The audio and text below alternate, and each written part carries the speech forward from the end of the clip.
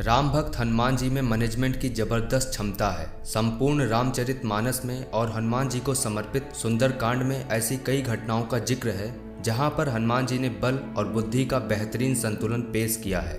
बल और बुद्धि का उपयोग करते हुए ही हनुमान जी ने माता सीता की खोज की थी। हनुमान जी ने हर समस्याओं को परिस्थितियों के हिसाब से सुलझाया है। जहां बल का प्रयोग करना था वहां बल का प्रयोग किया और जहां विनम्रता की आवश्यकता थी वहां बुद्धि का पूर्ण उपयोग कर परेशानियों को दूर किया। आज मैं नितिन आपके साथ शेयर करने वाला हूं हनुमान जी की 3 ऐसी लाइफ मैनेजमेंट रूल्स जिनका अनुसरण करने मात्र से आपका जीवन बदल सकता है। पहला, जब तक लक्ष्य की प्राप्ति ना हो तब तक विश्राम नहीं करना है। हनुमान जी माता सीता की खोज में जब लंका की तरफ बढ़ रहे थे तभी समुद्र ने हनुमान जी से विश्राम करने का आग्रह किया और अपने भीतर रह रहे मैनाक पर्वत से कहा कि तुम हनुमान जी को विश्राम करने दो। हनुमान जी विश्राम करने से मना करते हुए निमंत्रण का मान रखते हुए मैनाक पर्वत को छूकर आगे की ओर निकल पड़े। हनुमान जी की इस बात से हमें यह सीखने को मिलता है कि हमें जब तक लक्ष्य की प्राप्ति न हो जाए हमें रुकना नहीं चाहिए।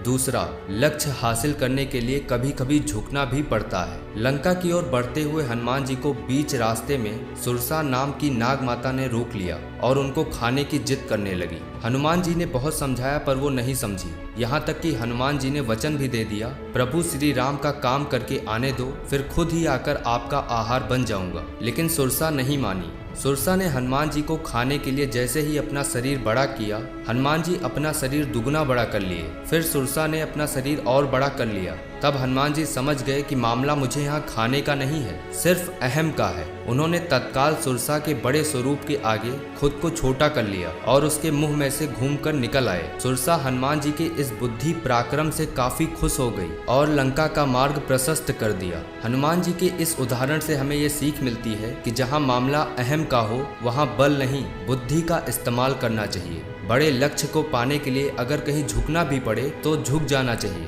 तीसरा, काम को समय रहते कर लेना चाहिए। हनुमान जी जब लंका के द्वार पर पहुंचे वहां लंकनी नामक राक्षसी ने उनका रास्ता रोक लिया। हनुमान जी रात के समय में छोटा रूप लेकर लंका में प्रवेश कर रहे थे। यहाँ परिस्थिति ऐसी थी कि लंका में रात के समय ही चुपके से घुसा जा सकता था। समय कम था इसलिए उन्होंने लंकनी से कोई वाद विवाद नहीं किया और सीधे उस पर प्रहार कर दिया। लंकनी ने हनुमान जी के लिए तुरंत रास्ता छोड़ दिया। इससे हमें ये सीख मिलती है कि जब मंजिल के एकदम करीब हो और समय का अभाव हो तो परिस्थितियों की मांग पर बल का प्रयोग करना ही बेहतर होता है। बस आज के लिए इतना ही। उम्मीद करता हूँ कि आपको ये वीडियो पसंद आई होगी। अगर पसंद आई हो तो अपने दोस्तों के साथ शेयर जरूर करना। धन्यवाद।